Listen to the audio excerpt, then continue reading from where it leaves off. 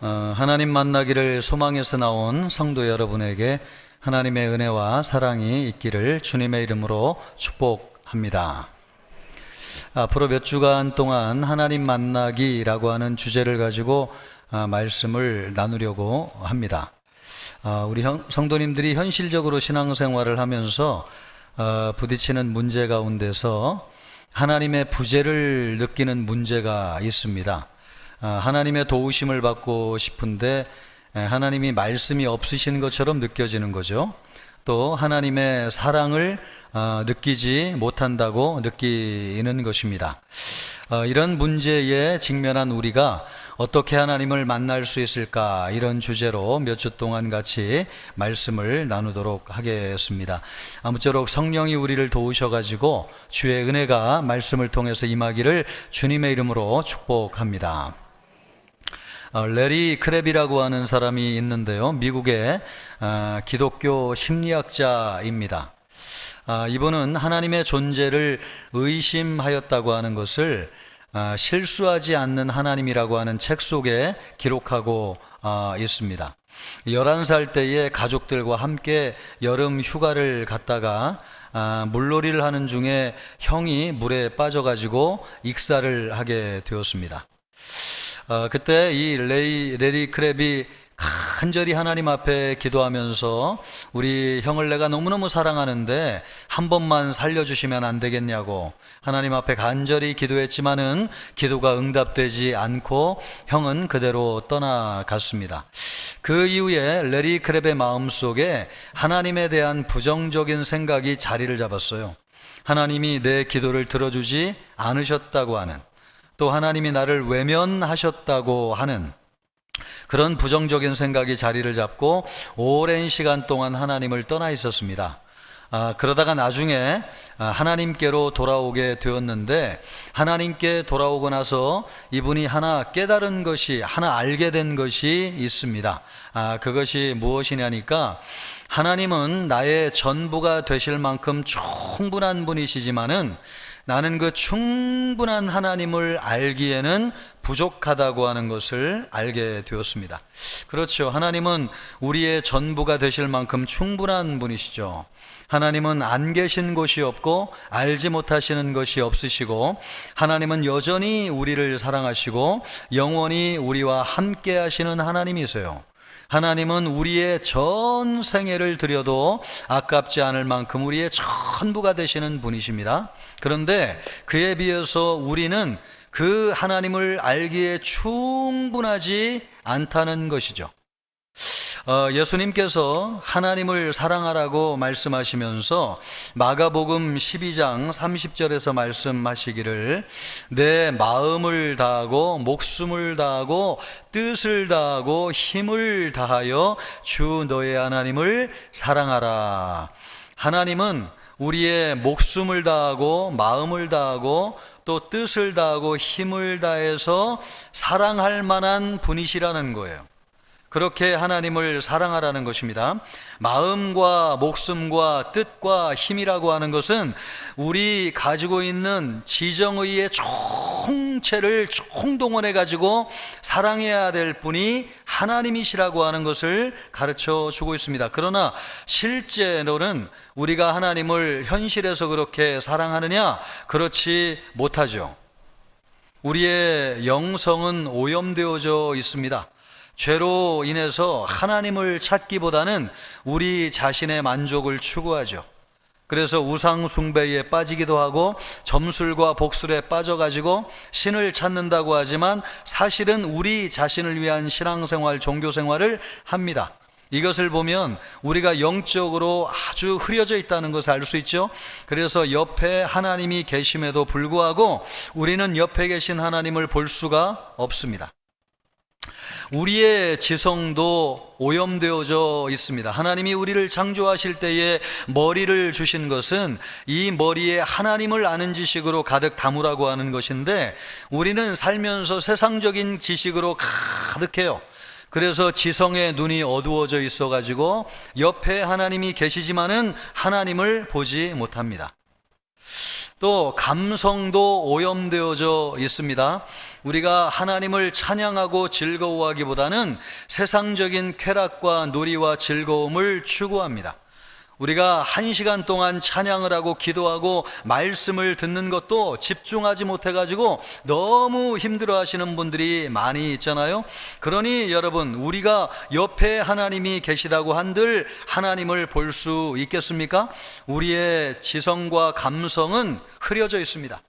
또 우리의 의지도 오염되어져 있습니다. 우리는 살면서 많은 난관을 만나요. 고난을 당하고 박해를 당하고 어려운 일을 당합니다. 그러나 그 모든 어려움을 뚫고 하나님을 만나기에는 우리의 의지는 너무나 약해요. 힘들면 포기하고 주저앉을 때가 너무나 많이 있습니다. 하나님은 전심으로 사랑해야 될 뿐인데 우리의 영성과 지성과 감성과 의지는 하나님을 찾기에 너무나 부족합니다.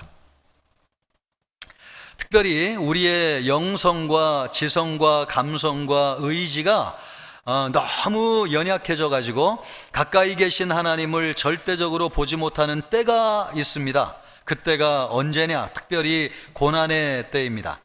오늘 우리가 읽었던 1, 2절 말씀을 보면은 다윗이 그것을 고백하고 있습니다.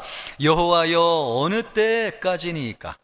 나를 영원히 잊으시나이까? 주의 얼굴을 나에게서 어느 때까지 숨기시겠나이까?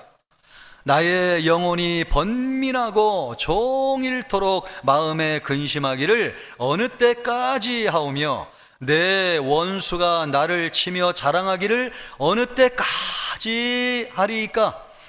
다윗이 하루 종일 번민하고 고민하면서 하나님을 찾고 찾았지만은 하나님을 만나지 못하는 심정을 토로하고 있습니다. 하나님의 부재를 느끼고 있는 것이죠. 다윗이 언제 특별히 이런 하나님의 부재를 느끼고 있는 것인가? 지금이 다윗 인생에 있어서 가장 절박할 때예요. 다윗이 사울에게 쫓겨가지고 죽음의 위기에 놓인 순간이었습니다. 주변에는 적들이 산지사방에 깔려 있어가지고 지금 당장 죽는다고 해도 전혀 이상하지 않습니다. 이런 때가 아니면 언제 하나님의 도우심을 필요로 하겠습니까?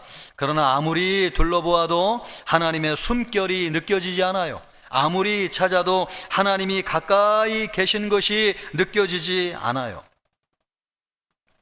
그러면 하나님께서 일부러 숨으셔가지고 다윗이 하나님을 보지 못하고 있는 것인가? 그렇지 않습니다. 하나님은 다윗을 떠나신 적이 한 번도 없어요. 처음부터 끝까지 영원히 함께 하시는 하나님이세요. 그러나 단지 다윗이 그것을 느끼지 못하였을 뿐이죠. 왜 하나님이 옆에 계시지만은 다윗은 하나님을 알지 못하고 느끼지 못하였을까? 그것이 3절 말씀에 그 답이 나와 있습니다. 3절 말씀을 보면 여호와 내 하나님이여 나를 생각하사 응답하시고 나의 눈을 밝히소서. 나의 눈을 밝혀달라고 기도의 응답을 구하고 있는데 이것을 보면은 다윗의 눈이 어두워져 있다고 하는 것을 알 수 있습니다. 그러면서 뭐라고 얘기해요? 두렵건대 내가 사망의 잠을 잘까 하나이다. 지금 다윗의 눈이 어두워 가지고 하나님을 보지 못하고 있습니다. 다윗의 눈을 어둡게 만든 것이 무엇이냐? 그것은 두려움입니다. 오늘 우리가 읽었던 말씀을 보면 다윗이 두렵다고 하는 말을 여러 번 반복하고 있어요.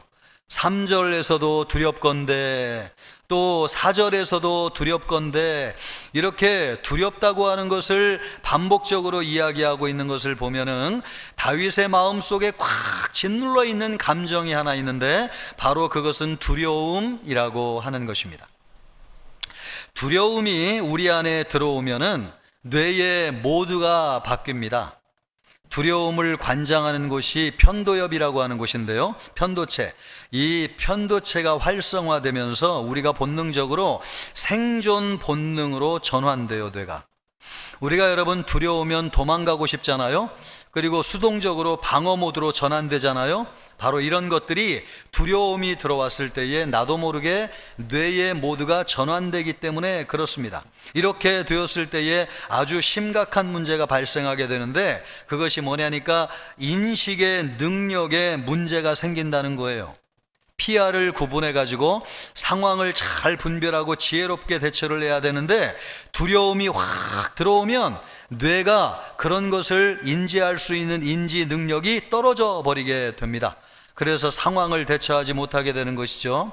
성경을 보면은 기드온의 300용사가 있는데요, 이 300용사가 한밤중에 횃불을 들고 나아가 가지고 쳐들어온 미디안 군대를 향해 가지고 소리를 확 질렀어요. 그랬더니 미디안 군대가 자다가 벌떡 일어나가지고 죽는 줄 알고 너무 두려워가지고 칼을 빼가지고 휘두른다고 하는 것이 서로를 막 찔러 죽이는 바람에 그날 밤에 12만 명이 죽었습니다. 이스라엘 백성이 죽인 게 아니에요. 자기들이 겁을 집어 먹어가지고 칼로 서로를 자해하는 바람에 12만 명이 죽었습니다. 여러분, 이것을 보면은 두려움을 느끼게 되는 순간 우리 안에 생존 본능에 사로잡혀가지고 자기에게 과도하게 집중하게 되면서 내 옆에 누가 있는지를 구분을 하지 못해요. 내 옆에 하나님이 계신데 옆에 계신 하나님을 보지 못하는 것이죠. 이것을 우리에게 가장 잘 이용하는 존재가 마귀입니다. C.S. 루이스라고 하는 세계적인 유명한 작가가요, 스크루테이프의 편지라고 하는 책을 쓰면서, 이 스크루테이프이 마귀인데 이 마귀가 자기 조카 웜우드에게 인간을 파멸할 수 있는 기술을 전수해 주면서 두려움을 제시하였습니다. 그는 두려움에 대해서 이렇게 얘기하는 거예요. 두려움은 인간의 시선을 하나님이 아닌 자기에게로 돌리게 한다. 구원은 하나님으로부터 오게 되는데요, 우리 마음속에 두려움을 심어주면 우리의 시선이 자기에게 돌아오게 되면서 하나님으로부터 멀어지게 된다는 것입니다. 그래서 두려움만 심어주면 언제든지 인간을 파멸시킬 수 있다 하는 거예요. 두려움이 하나님이 지금 여기 계시다고 하는 것을 잊게 하는 가장 효과적인 방법입니다. 레리 크랩도 같은 말을 하였는데요, 두려움은 우리를 방어적으로 만들고 또 통제적인 삶으로 이끌어 가지고 하나님의 임재를 느끼지 못하게 만든다. 그러니까 두려움이 오면은 하나님의 임재를 느끼지 못한다는 것입니다. 여러분의 마음속에 두려움이 있습니까? 우리의 눈이 흐려진 것입니다. 그래서 옆에 하나님이 계심에도 불구하고 하나님을 보지 못하게 만드는 것이죠. 두려움이라고 하는 건 뭐냐? 우리의 눈을 멀게 하는 주범, 바로 그것이 두려움입니다. 또 우리의 눈을 멀게 하는 또 하나가 있는데 그것은 수치심입니다. 다윗은 지금 이런 수치심의 감정에 사로잡혀 있습니다. 4절 말씀을 보면은 두렵건대 나의 원수가 이르기를 내가 그를 이겼다 할까오며 내가 흔들릴 때에 나의 대적들이 기뻐할까 하나이다. 이것을 보면은 다윗이 제일 두려워하는 것이 무엇입니까? 수치를 당하는 것. 적이 다윗을 이겨가지고 이 패배에 대한 수치를 당하게 만드는 것, 이것이 감내할 수 없는 치욕이라고 하는 것을 다윗이 느끼고 있는 것입니다.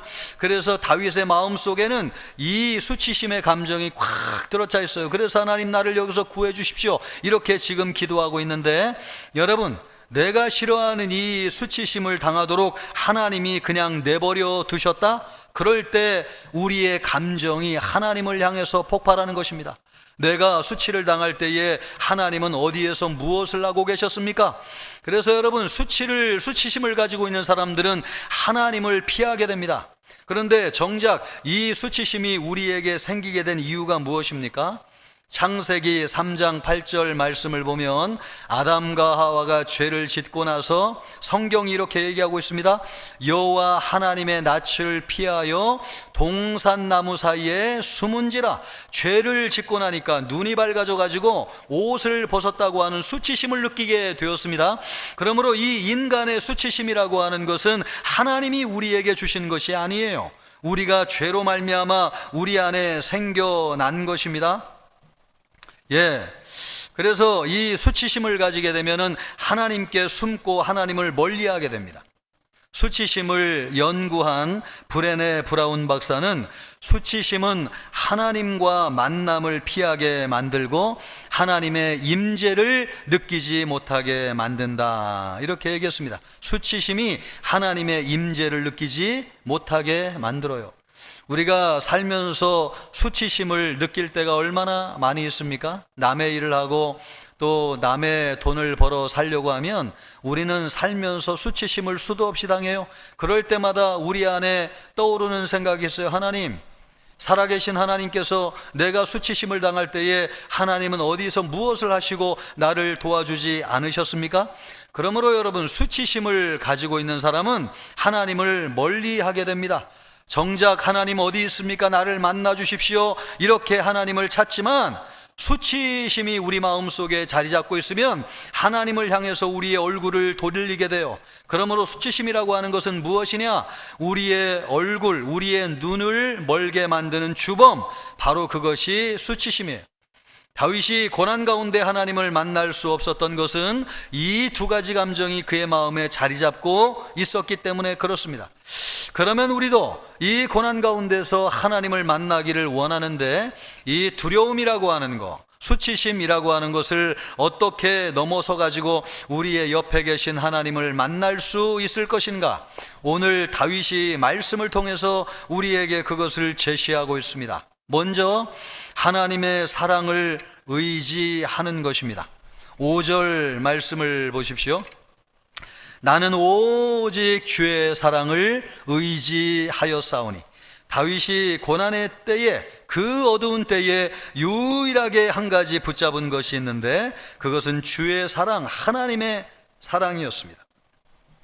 여기에서 이 사랑이라고 하는 말은 히브리어로 헤세드, 이 헤세드, 하나님의 사랑은 영원한 사랑, 불변하는 사랑, 언약적 사랑을 이야기하는 것입니다. 우리 인간적인 사랑, 조건에 근거한 사랑이 아니고 어떤 상황에서도 변하지 않는 영원한 사랑이 헤세드, 하나님의 사랑입니다.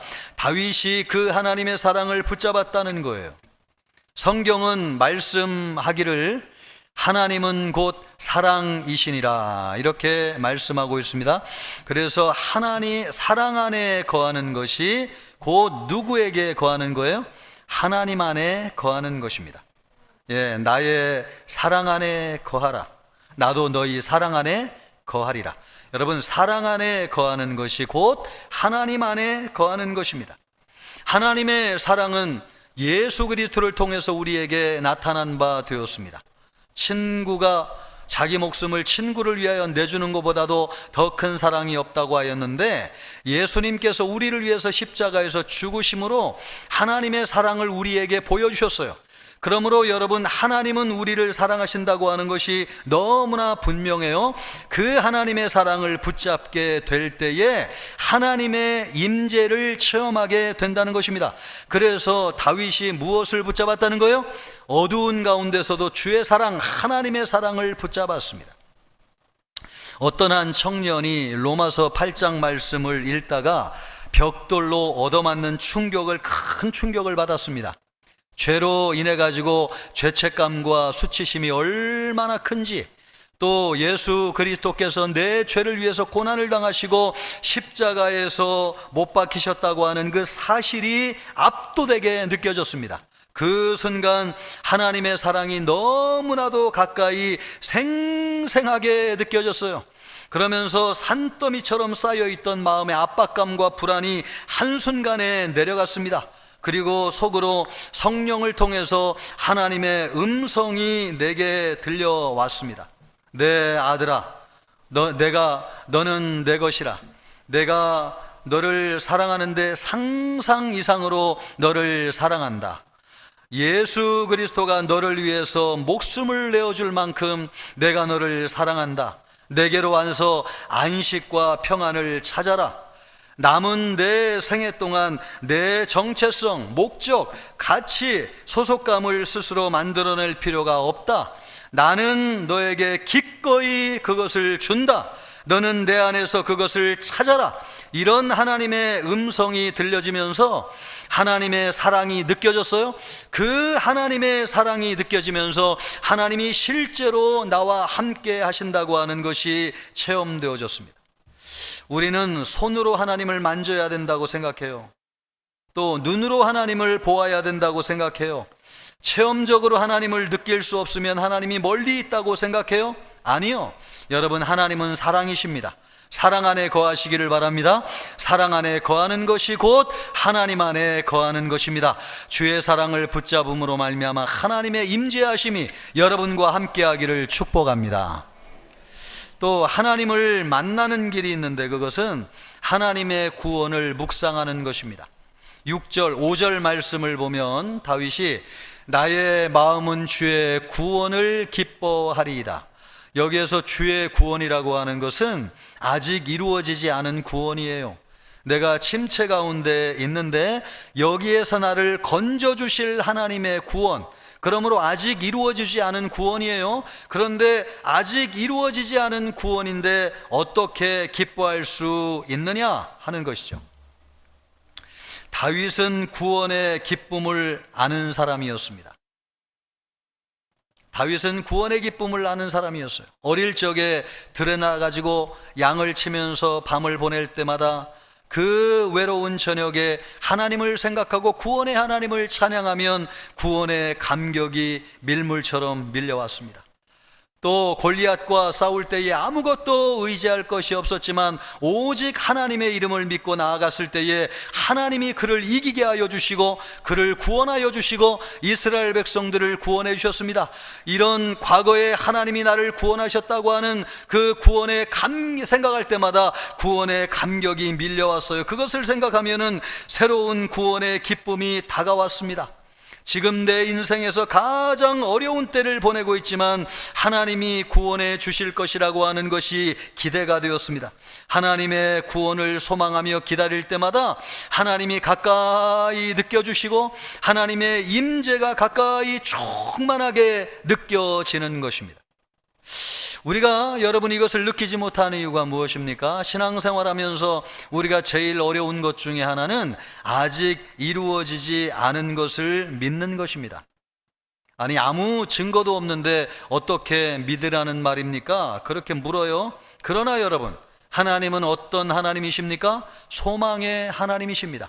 아직 이루어지지 않았지만 하나님은 소망으로 우리에게 응답해 주시는 분이 하나님이십니다. 우리가 믿는 하나님은 소망의 하나님이세요.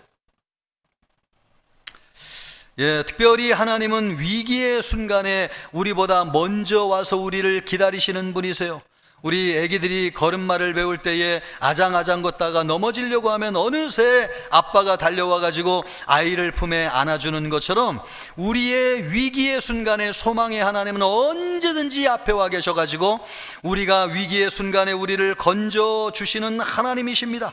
그러므로 여러분, 우리가 하나님을 생각할 때에 좋은 때를 기억하세요.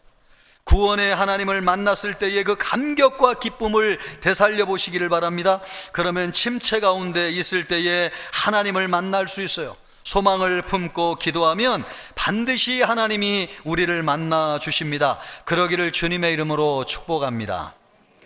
또 하나 우리가 하나님을 만나는 길이 있는데 그것은 하나님을 찬양하는 것입니다. 6절 말씀을 보면 내가 여호와를 찬송하리니, 내가 여호와를 찬송하리니. 여러분, 이 말씀을 잘 보면은 여호와께 찬송하였다 이렇게 되어 있지 않고 여호와를 찬송하리니 이렇게 되어 있습니다. 그러니까 여호와께 늘 예배하듯이 하나님을 찬송한 것이 아니고 여호와를 찬송했다는 거예요. 찬송할 이유가 있어가지고 하나님을 찬송했다는 뜻입니다. 그러나 여러분, 지금 다윗이 인생의 제일 어려운 때를 보내고 있는데 하나님을 찬양할 이유가 무엇입니까? 아무리 둘러봐도 하나님을 찬양할 이유가 없는 것이죠. 그런데 다윗은 하나님을 찬양했다고 말씀하고 있어요. 여러분, 여기서 다윗이 찬양한 하나님은 어떤 하나님이십니까? 과거에 함께 하셨던 하나님, 또 미래에도 함께 하셔서 나를 구원해 주실 하나님, 그런 하나님이세요. 그러나 동시에 그 하나님은 또 어떤 하나님이십니까? 지금은 전혀 느껴지지 않는 하나님이십니다. 과거에 나를 구원하셨고 앞으로도 함께 하실 것이 틀림없어요. 그러나 지금은 내가 전혀 느껴지지 않는 하나님, 그 하나님이에요. 그러나 여러분, 분명한 것 한 가지가 있습니다. 하나님은 변함없는 하나님이시라는 것입니다. 사랑의 하나님이시고 소망의 하나님이시라는 것입니다. 소리 없이 다가와 가지고 지켜주시는 하나님이시고 어떤 상황 가운데서도 함께 하시는 하나님이십니다. 내가 보지 못한다고 불평해도 묵묵히 들어주시는 하나님, 이해해 주시고 넓은 마음으로 나를 안아주시는 하나님, 그 하나님을 생각할 때에 다윗의 마음속에 말할 수 없는 찬양이 터져나왔어요. 나는 하나님을 의심하고 불평하고 있고 하나님이 어디 계시냐고 외치고 있지만 사실 하나님은 변하신 적이 없고 여전히 나와 함께 하시는 하나님, 그 하나님을 생각할 때에 다윗의 마음속이 얼마나 기쁨과 찬양으로 가득하여졌는지요. 찬양할 때에 하나님의 숨결이 느껴졌습니다. 우리는 변하고 상황은 바뀌어도 변하지 않는 분 계세요. 하나님이십니다. 하나님은 여전히 그 자리에 계십니다.